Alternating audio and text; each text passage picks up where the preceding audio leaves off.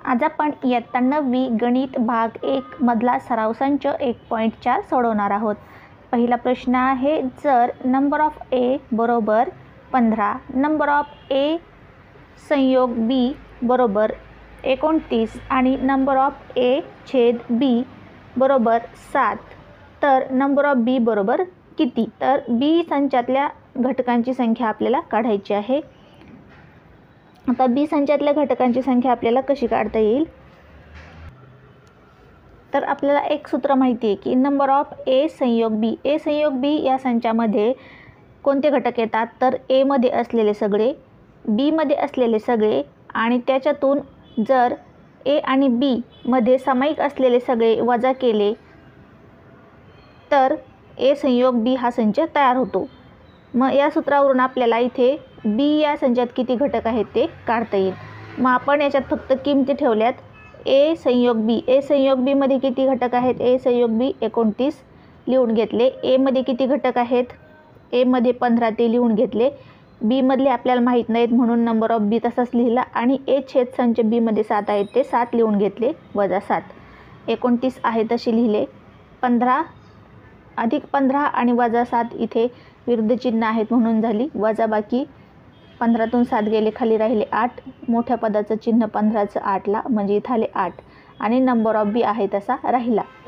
आता इथे 29 आहेत, हे 29 खाली आले, इथे 8 अधिक आहेत ते बरोबर चिन्हाचे इकडे घेतले तर काय होतील? 29 वजा 8 हे आपण इकडे लिहिलं 29 वजा 8 आणि हे नंबर ऑफ बी आपण इकडे लिहिले नंबर ऑफ बी म्हणजे 29 मधून 8 गेले, खाली राहिले 21 म्हणजे नंबर ऑफ बी म्हणजे 21। बी संचात किती घटक आहेत? तर 21। वेनाकृतीच्या सहाय्याने सुद्धा आपण हे उदाहरण समजून घेऊ शकतो। पहा, वेनाकृतीच्या सहाय्याने हा आहे ए आणि हा आहे बी, हा आहे संच ए आणि हा आहे संच बी। ए संचामध्ये ए बी, ए संचामध्ये किती घटक आहेत? 15। बी संचामध्ये किती घटक आहेत दिलेले नाहीत, आपल्याला काढायचे आहेत, आपण बी आहे तसा लिहिला। आणि यांच्या दोघांच्या छेद संचामध्ये किती घटक आहेत? ए छेद बी 7। आता यांच्या दोघांचा संयोग संच ए संयोग बी बरोबर ए संयोग बी मध्ये कोणते घटक येतात? ह्या दोघांमध्ये असलेले सगळे म्हणजे ए मधले 15 अधिक बी मध्ये आपल्याला माहीत नाहीत बी आणि हे 7 जे आहेत ते इकडचे ए मधले पण आहेत आणि इकडचे पण आहेत म्हणजे हे डबल पकडले जातात म्हणून हे 7 आपल्याला इथे वजा करावे लागतात। ए संयोग बी मध्ये फक्त ए आणि बी मधले सगळे मिळून ए आणि बी मधले धरतात, मग हे 7 जे छेद संचात येतात ते डबल पकडले जातात म्हणून 7 आपण इथे वजा केले। आणि मग ए संयोग बी मध्ये किती आहेत ते आपल्याला दिलेले आहेत, ए संयोग बी मध्ये आहेत 29 बरोबर हे 15 अधिक हे बी आणि हे वजा 7, मग 29 बरोबर 15 आणि 7, 15तून 7 वजा केले, 15तून 7 गेले, खाली राहिले 8 अधिक बी, बी मधले, मग बी मधले बरोबर हे 29 वजा 8 बरोबर किती? 21 घटक बी मध्ये आले। अशा प्रकारे आपल्याला वेन आकृतीच्या सहाय्याने सुद्धा हे सोडवता येते, वेन आकृती।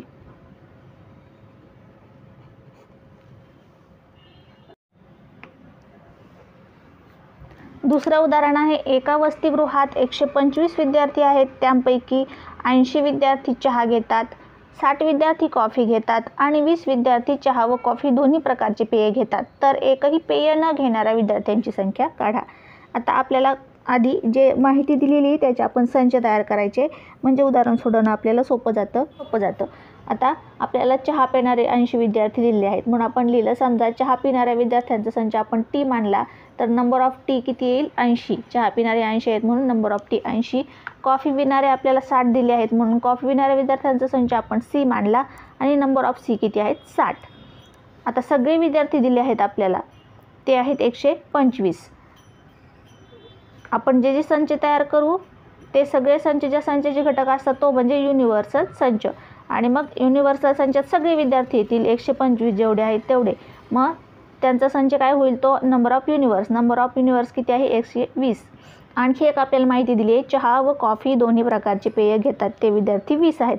हा काय झाला? 20 दोन्ही प्रकारचे म्हणजे यांचा छेदसंच, हा टी आणि हा सी, दोन्ही मिळून चहा पण घेतात कॉफी पण घेतात, त्यांचा छेदसंच. म्हणून आपण लिहिलं चहा व कॉफी हे दोन्ही पेय पिणारे विद्यार्थी बरोबर नंबर ऑफ टी छेदसंच सी बरोबर 20.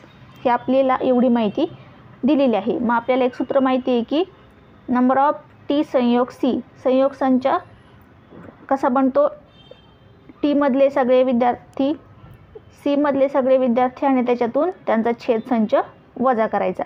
मग याच्यात आपल्याला किमती टाकायच्या म्हणजे आपल्याला टी संयोग सी मिळेल, टी संयोग संच सी मिळेल. पहा नंबर ऑफ टी आपल्याला माहिती आहे 80, नंबर ऑफ सी माहिती आहेत 20 आहे 60 आहेत आणि नंबर ऑफ टी छेदसंच सी किती आहेत 20. आता आपल्याला टी संयोग सी काढायचा आहे म्हणून आपण याच्या सगळ्यांची बेरीज केली. 80 अधिक 60, त्यातून 20 गेले, खाली राहिले 120. म्हणजे नंबर ऑफ टी संयोग सी किती आला 120 विद्यार्थी. मग 120 विद्यार्थी कोणते आहेत तर जे चहा पण पितात आणि कॉफी पण पितात, चहा पण पितात आणि कॉफी पण पितात असे विद्यार्थी 120 आहेत. आणि मग एकूण विद्यार्थ्यांमधून हे जर विद्यार्थी वजा केले तर एकही पेय न पिणारे विद्यार्थ्यांची आपल्याला संख्या मिळेल. हा संयोग संच आपल्याला एकूण विद्यार्थ्यांमधून म्हणजेच युनिवर्स संचामधून वजा करावा लागेल. म्हणून मग आपण खाली लिहिलं आहे एकही पेय न पिणारे विद्यार्थी बरोबर नंबर ऑफ युनिवर्स म्हणजे सगळे विद्यार्थी वजा चहा आणि कॉफी दोन्ही पिणारे विद्यार्थी टी संयोग सी विद्यार्थी. याच्यात आपण किमती टाकल्या. युनिवर्स संचामध्ये 125 आहेत वजा टी संयोग सी मध्ये 120 आहेत. मग 125 मधून 120 गेले तर खाली राहिले 5. म्हणजे एकही पेय न पिणाऱ्या विद्यार्थ्यांची संख्या आपल्याला मिळाली आहे 5. आता हेच आपण वेन आकृतीच्या साहाय्याने सोडवूया. वेन आकृती. आता हा आहे संच टी म्हणजे चहा घेणारे विद्यार्थी, हा संच सी म्हणजे कॉफी घेणारे विद्यार्थी आणि हा यू म्हणजे सगळे सामावून घेणारा, सगळे संच आपण बनवलेले सामावून घेणारा युनिव्हर्सल संच. याच्यात किती विद्यार्थी आहेत युनिवर्समध्ये 125, सगळे मिळून 125 आहेत. चहा घेणारे किती आहेत, चहा घेणारे आपण 80, कॉफी घेणारे किती आहेत 60 आणि चहा आणि कॉफी घेणारे दोन्ही मिळून घेणारे यांचा छेदसंच इथे किती आहेत 20 आहेत. आता आपल्याला काढायचे आहेत की एकही न पिणारे म्हणजे इथे किती येतील हे विद्यार्थी काढायचे आहेत आपल्याला. टी आणि सीचा आधी आपण संयोग संच काढायचा. Number of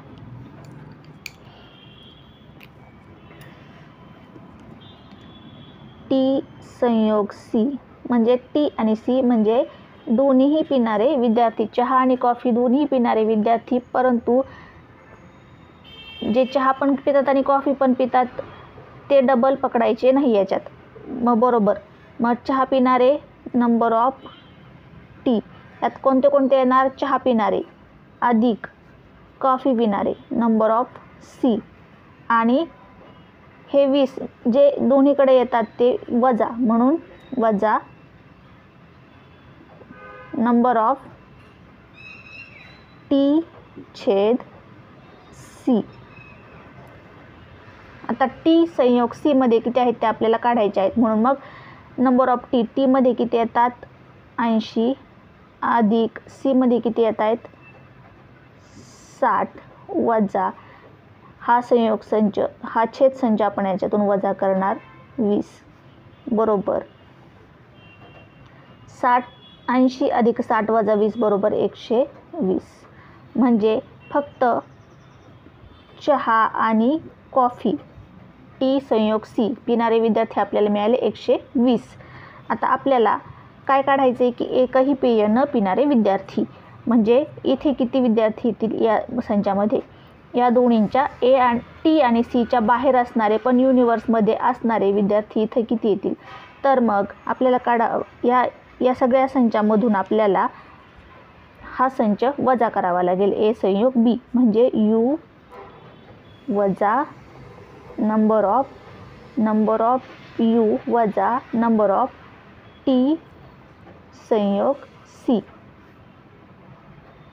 number of you किती आहे 125 वजा नंबर ऑफ टी संयोग सी किती आहे 120 बरोबर 125 मधून 120 गेले खाली राहिले 5 म्हणजे इथे किती विद्यार्थी आले 5 एकही पेय न पिणारे विद्यार्थी आले आपल्याला 5.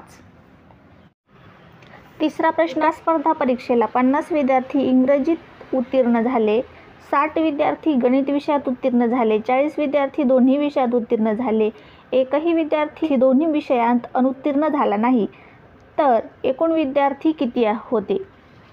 आपल्याला सगळे विद्यार्थी म्हणजे नंबर ऑफ युनिवर्स काढायचा आहे. सगळे विद्यार्थी ज्यात बसतील असा संच म्हणजे नंबर ऑफ युनिवर्स तो काढायचा आहे.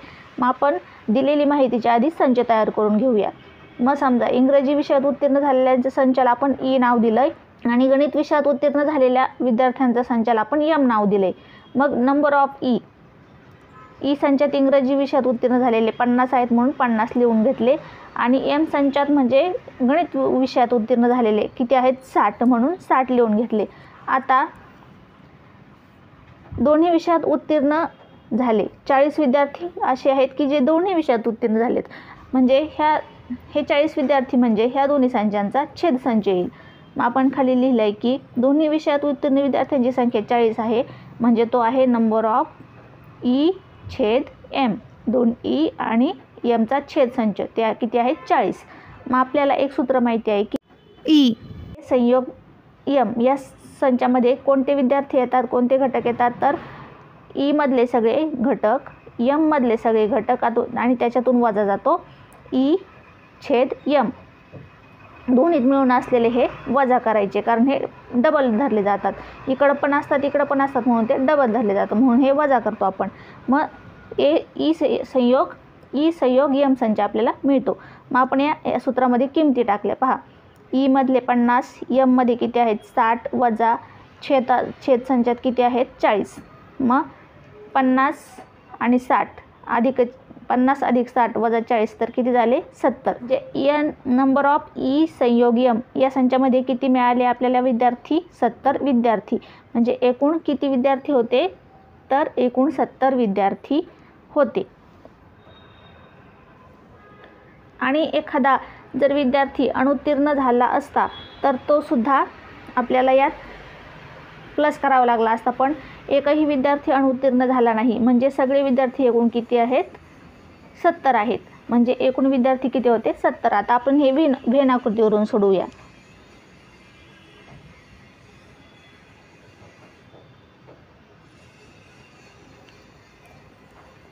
पहा हा जो पूर्ण संच आहे ज्यात दोन्ही हा जो आपला वरचा जो कोण आहे तो आहे आपला विश्वसंच युनिव्हर्सल संच म्हणजे सगळे विद्यार्थी सामावून घेणारा आणि तो किती आहे ते विद्यार्थी आपल्याला काढायचा आहे.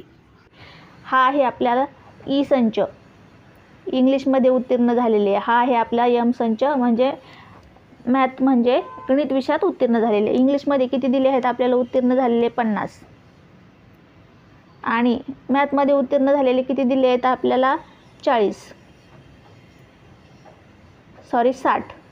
मॅथमध्ये उत्तीर्ण झालेले 60 आहेत आणि इंग्लिशमध्ये उत्तीर्ण झालेले 50 आहेत आणि दोन्ही विषयात मिळून म्हणजे यांचा छेद संच उत्तीर्ण झालेले आहेत 40. आता आपल्याला यांचा संयोग संच काढायचा आहे म्हणजे आपल्याला फक्त इंग्लिश आणि मॅथमध्ये उत्तीर्ण विद्यार्थी मिळतील आणि हे जे दोन्ही विषयात पकडले जातात ते डबल पकडले जातात ते वजा केले की आपल्याला एकूण विद्यार्थी मिळतील या युनिव्हर्स संचामधले. मग आपण याचा संयोग संच काढूया. पहा ई नंबर ऑफ ई संयोग एम बरोबर ई संयोग संच एम मध्ये कोणते घटक येतात नंबर ऑफ ई अधिक नंबर ऑफ एम मधले सगळे ई मधले सगळे आणि त्याच्यातून वजा ई छेद एम मधले सगळे म्हणजे जे डबल येतात ते वजा नंबर ऑफ ई छेद एम.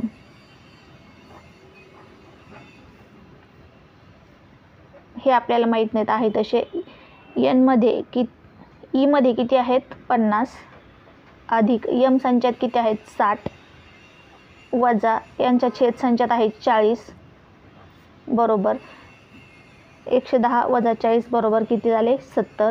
म्हणजे एकूण या संयोग संचात किती आले ई संयोग एम बरोबर 70 विद्यार्थी. म्हणजे एकूण किती विद्यार्थी होते एकूण बरोबर 70 विद्यार्थी. अशा प्रकारे व्हेन आकृतीच्या सहाय्याने सुद्धा आपण सोडवू शकतो. पुढचा चौथा प्रश्न आहे, एका शाळेतील इयत्ता 9वीच्या 220 विद्यार्थ्यांच्या आवडींचे सर्वेक्षण केले. त्यापैकी 130 विद्यार्थ्यांनी गिरिभ्रमणाची आवड आहे असे सांगितले व 80 विद्यार्थ्यांनी आकाश दर्शनाची आवड आहे असे सांगितले. 110 विद्यार्थ्यांनी गिरिभ्रमणही आवडते व आकाश दर्शनही आवडते असे सांगितले. तर किती विद्यार्थ्यांना या दोन्हींपैकी कशाचीच आवड नाही? किती विद्यार्थ्यांना दोन्हींपैकी कशाचीच आवड नाही हे काढायचं आहे. अजून किती विद्यार्थ्यांना फक्त गिरिभ्रमण आवडते ते काढायचं आहे आणि किती विद्यार्थ्यांना फक्त आकाश दर्शन आवडते ते आपल्याला काढायचं आहे. आता इथं पहा, इथं दिलं आहे की 130 विद्यार्थ्यांना गिरिभ्रमणाची आवड आहे. मग आपल्याला विचारले किती विद्यार्थ्यांना, पण फक्त गिरिभ्रमण याच्यात मग 130 मध्ये आकाश दर्शन आवडणारे सुद्धा असतील आणि गिरिभ्रमण दोन्ही आवडणारे असतील. पण फक्त गिरिभ्रमण आवडणारे आणि फक्त आकाश दर्शन आवडणारे असे वेगवेगळे करायचे आहेत आपल्याला हे. तर आता आपण आधी दिलेल्या माहितींचे संच तयार करून घ्यायचे, म्हणजे उदाहरण सुटत जातं, सोपं होत जातं. समजा आता गिरिभ्रमण आवडणाऱ्या विद्यार्थ्यांचा संच आपण ए मानला. मग नंबर ऑफ ए किती आहेत ते 130. नंतर आकाश दर्शन आवडणाऱ्या विद्यार्थ्यांचा संच आपण बी मानला.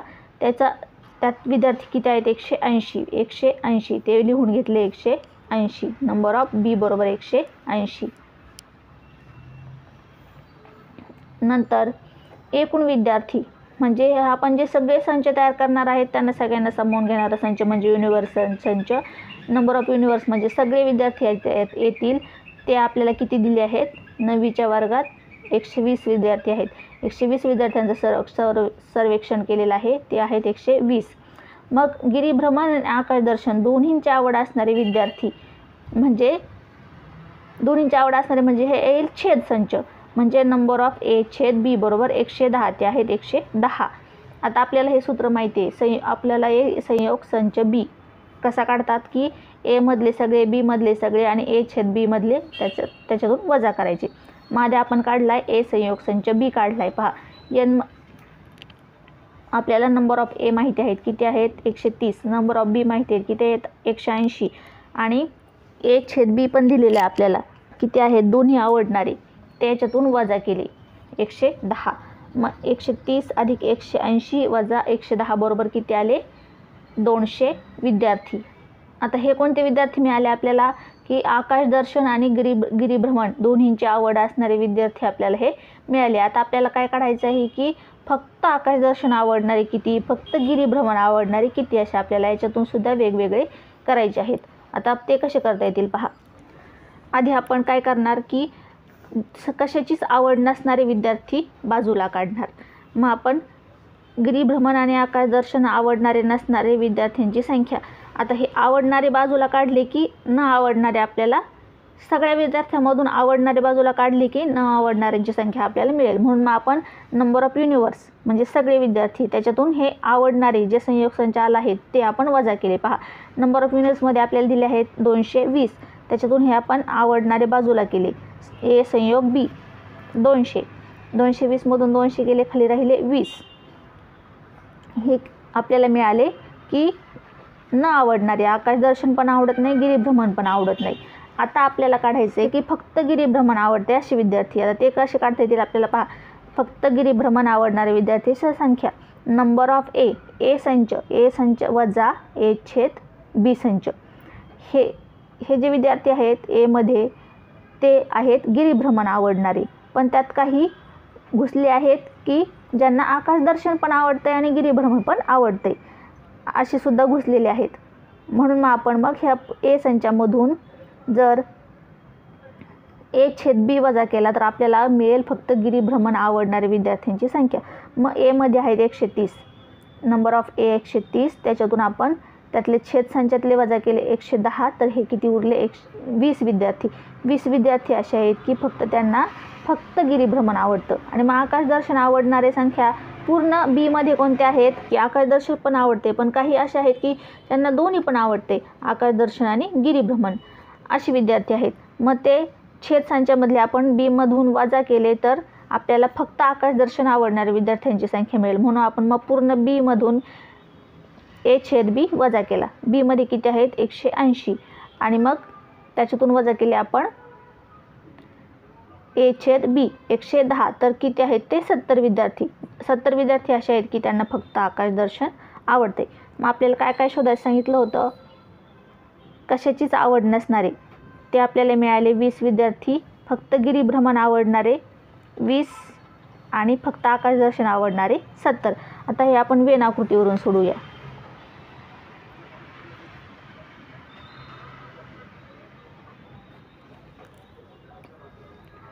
आता हे आहे आपले ए संच, म्हणजे काय, गिरिभ्रमण आवडणाऱ्यांचा संच ए. हा आहे बी, म्हणजे आकाशदर्शन आवडणाऱ्यांचा संच बी. ए मध्ये किती आहेत, ए मध्ये दिले आहेत आपल्याला 130. बी मध्ये किती दिले आहेत आपल्याला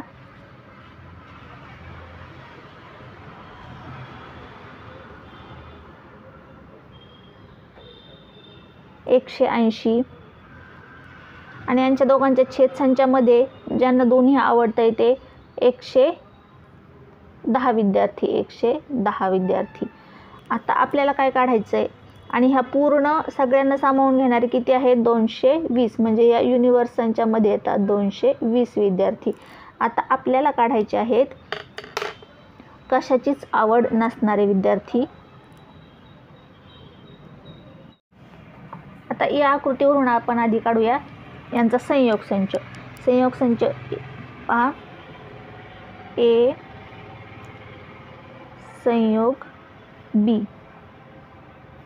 नंबर ऑफ ए संयोग बी किती येईल, ए मध्ये असणारे सगळे म्हणजे गिरिभ्रमण आवडणारे नंबर ऑफ ए अधिक नंबर ऑफ बी वजा हे जे डबल येतात ते नंबर ऑफ ए छेद बी. आता सगळे फक्त गिरिभ्रमण आणि आकाशदर्शन आवडणारे आणि हे डबल येतात ते आपण वजा केले तर पहा आपल्याला काय मिळतील, फक्त आकाशदर्शन आणि गिरिभ्रमण आवडणारे विद्यार्थी. ए मध्ये किती आहेत 130 अधिक बी मधले 180 वजा हे 110, किती आले, बरोबर 200 विद्यार्थी. हे कोणते विद्यार्थी मिळाले आपल्याला, आकाशदर्शन आणि गिरिभ्रमण आवडणारे. आता आपल्याला काहीच न आवडणारे विद्यार्थी काढायचे आहेत, म्हणजे पूर्ण जे सगळे विद्यार्थी आहेत त्याच्यातून हे दोन्ही आवडणारे वजा केले तर आपल्याला काहीच न आवडणारे विद्यार्थी मिळतील. ते किती आहेत ते काढू आपण. पहा, ते काढण्यासाठी आपल्याला या युनिवर्स संचामधून नंबर ऑफ युनिवर्स वजा नंबर ऑफ ए संयोग बी वजा करावा लागेल. मग हे युनिवर्समध्ये किती आहेत 220 वजा ए संयोग बी मध्ये आहेत 200, म्हणजे 220 मधून 200 गेले खाली राहिले 20, म्हणजे काहीही न आवडणारे विद्यार्थी आले 20. आता पुढे आपण काढणार आहोत की फक्त गिरिभ्रमण आवडणारे आपल्याला काढायचे आहेत. गिरिभ्रमण, बरोबर, गिरिभ्रमण आवडणारे आपल्याला पहा आकृतीवरून आपण पाहूया. गिरिभ्रमण आवडणारे आपण कसे काढणार, फक्त आता हे ए मध्ये सगळे आहेत गिरिभ्रमण आवडणारे आणि त्याच्यात काही मिक्स झाले आहेत की ज्यांना दोन्ही सुद्धा आवडते, गिरिभ्रमण पण आवडते आणि आकाशदर्शन पण आवडते, हे असे मिक्स झाले आहेत. मग ते मिक्स झालेले जर हे एवढे वजा केले आपण ए मधले तर आपल्याला मिळतील फक्त गिरिभ्रमण आवडणारे हे एवढे विद्यार्थी. मग आपल्याला ह्या 130 मधून हे 110 वजा केले की आपल्याला मिळतील गिरिभ्रमण आवडणारे विद्यार्थी. मग आपण करूया. पहा, त्यासाठी आपल्याला नंबर ऑफ ए वजा नंबर ऑफ ए छेद बी वजा करावं लागेल, बरोबर. ए मध्ये किती आहेत पहा 130, ए मधले 130 वजा छेदामध्ये किती आहेत 110, ए छेद बी मध्ये आहेत 110, बरोबर किती राहिले 20. म्हणजे फक्त गिरीभ्रमण आवडणारे विद्यार्थी किती मिळाले आपल्याला 120. आता आपल्याला काढायचे आहेत फक्त आकाश दर्शन आवडणारे.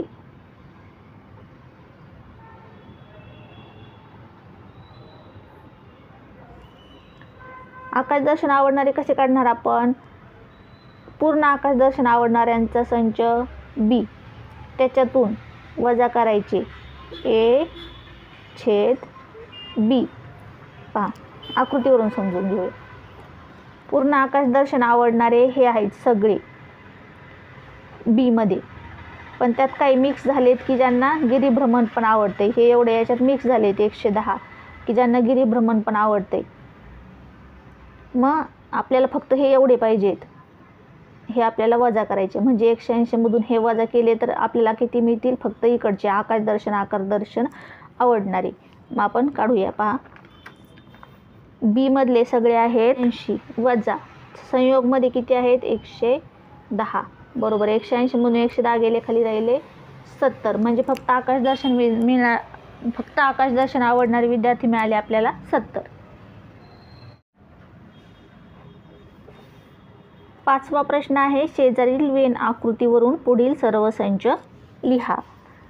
या आकृतीवरून आपल्याला संच लिहायचे आहेत. पहा ए संच लिहायचा आहे आपल्याला. ए मधले सगळे घटक पहा, हा जो गोल आहे ए संच, त्यातले सगळे घटक लिहून काढायचे. आता हे घटक आपल्याला लिहायचे असतात महिरपी कंसात. संचातले घटक आपण कशात लिहितो? महिरपी कंसात. म्हणून ए बरोबर महिरपी कंस आपण करून घेतला आणि घटक लिहिताना त्यात आपण देतो स्वल्पविराम. Y x Y Z m आणि यन संच पूर्ण. ए मधले सगळे घटक आपण लिहिले. आता आपल्याला लिहायचं आहे बी संच. महिरपी कंस, त्याच्यात बी मध्ये p q r m n. P q r m n कंस पूर्ण. छेद संचात येणारे घटक सुद्धा आपण लिहिणार, कारण ते या संचामध्ये येतात ए आणि बी मध्ये. आता ए संयोग बी, ए संयोग बी लिहायचं आहे आपल्याला. ए संयोग बी मध्ये कोणते घटक येतात? जे सगळे ए मध्ये सुद्धा येतात आणि बी मध्ये सुद्धा येतात असे घटक ए संयोग बी मध्ये येतात. म्हणजे आपण हे सगळे घटक लिहिणार, म्हणजे ए संयोग बी संच तयार होईल आपल्याला. पहा एक्स, ए मधले एक्स वाय झेड यम आणि यन.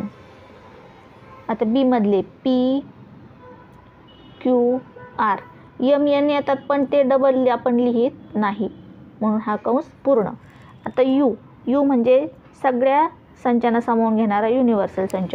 यात सगळे घटक येतात, या ए मधले बी मधले आणि हे खालचे सुद्धा, म्हणून आपण सगळे घटक युनिव्हर्सल संचामध्ये लिहिणार. पहा ए मधले लिहूया आधी X Y Z M N.